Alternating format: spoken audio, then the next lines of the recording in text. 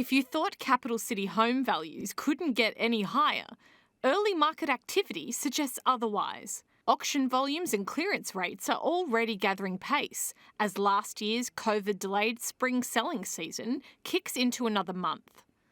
What is true is that despite prospective buyers having a fear of missing out, last year's eye-watering growth in home values should probably taper out.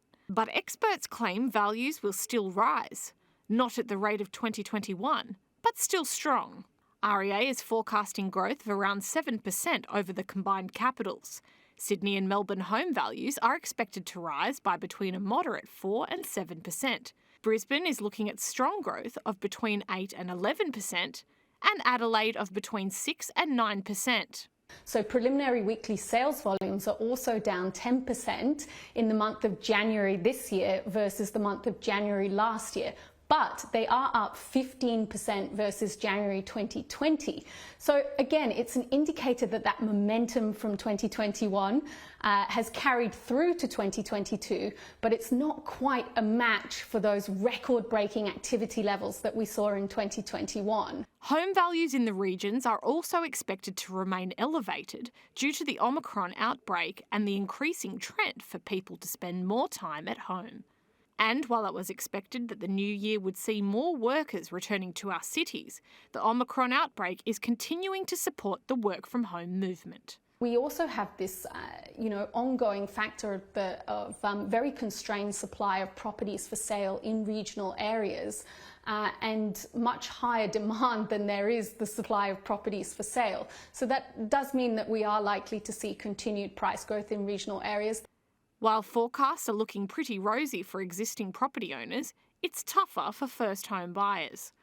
After being hit with double-digit growth last year, those that aren't already priced out are staring into the prospect of home price growth of around 6 to 9%. We also have wage growth that is barely budging, and low interest rates means that savings are impacted for first home buyers as well. So it makes it all the more harder to save for a deposit and get on the property ladder, so to speak. If interest rates do eventually go up by the end of the year, as many economists predict, banks will hike mortgage rates across the board. Despite a recent sharp slide in fixed-rate home loans under 2%, Rate City expects fixed to remain the flavour over the course of 2022. With all this hype around when the RBA will actually hike the cash rate next, I am expecting another uptick in the number of people opting to fix because they just don't want to have to bother with the concerns of the next couple of years and what the rate rises will look like. They're actually looking to lock in now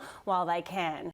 Rate City predicts that the majority of owner-occupier fixed rates are likely to start with a 3 in the next 6 months.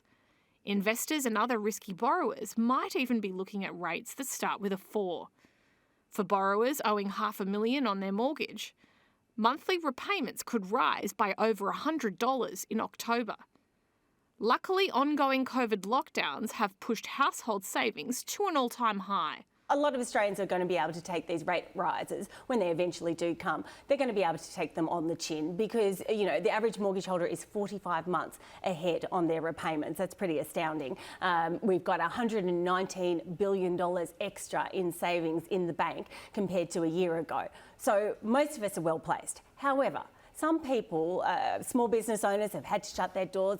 Some people have had their hours cut back because of COVID. Some people haven't had a decent pay rise in some time. These are the people that are going to struggle to meet higher monthly repayments. The strength of the investor market this year is also going to be heavily dependent on interest rates. After experiencing a strong bounce back in 2021, high levels of COVID vaccination should help lagging investor activity in other cities.